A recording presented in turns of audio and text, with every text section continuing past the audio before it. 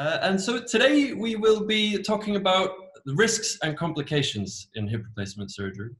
I guess it's unlikely to be anyone's favorite subject, but it's an important subject for anyone having this operation to get an understanding of, both as a part of informed consent and setting expectations, but also I think in terms of being able to take an active role in one's own treatment plan. And I think sort of that feeling of knowledge is power and being able to be informed and empowered to be comfortable and confident in the treatment plan, and sort of take a bit of a shared role around that. Yeah, absolutely. I mean, I think it's vitally important that patients understand that any operation is a risk-benefit balance, and they need to be part of that decision-making, process. Patients need to sort of request surgery. Really, I almost never tell a patient you've got to have this operation.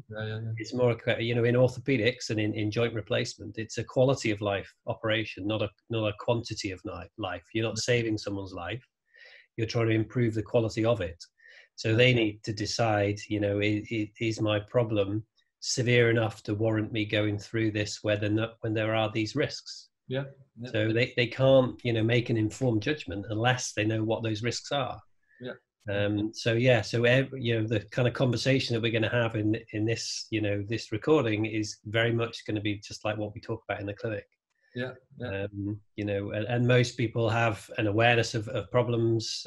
Some people don't, but the vast majority do. Because hip replacement is so ubiquitous, they almost, most people know someone who have had one.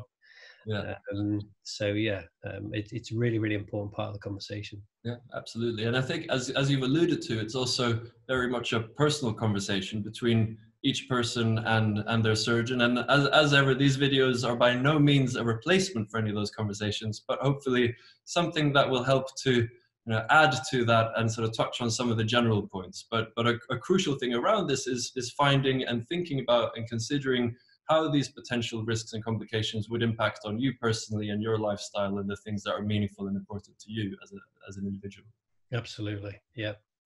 And I guess it's also worth highlighting that, and I know this is something that's been raised in feedback and in messages that we've had through from people using the Joint School app, and as ever, please do keep sending them in. But I know that people who are looking for information online and forums and so on, you may well find quite a lot of negative stories out there. And I think often on the online forums, there may be a bit of a overbalance towards some of the horror stories and things about risks and complications.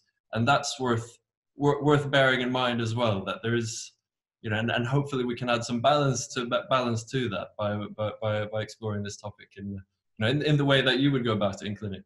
Yeah, I think that's really an interesting comment, actually. I think there's a problem with when you talk about complications, you say, well, there's the percentage of this happening is such and such.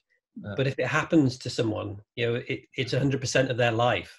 And some of these complications are really severe and they can have a devastating impact on people's lives. And if you imagine you are that patient, you're going to voice those opinions. So, on forums and things like that, if you have people that have had problems, had bad experiences and have complications, that's what it's like, and they're going to voice those opinions.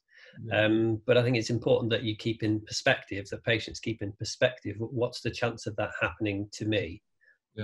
And balancing that up against, the very good chances, and we'll talk about that, what the sort of percentages are, what's the chance of having a good outcome versus what's the percentage chance of having that bad outcome.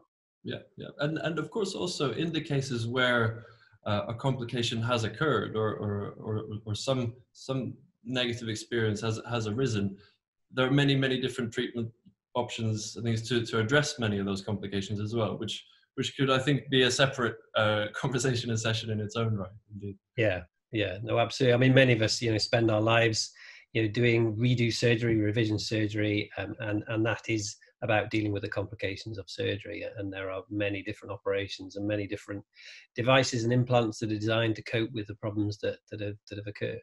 Yeah. So,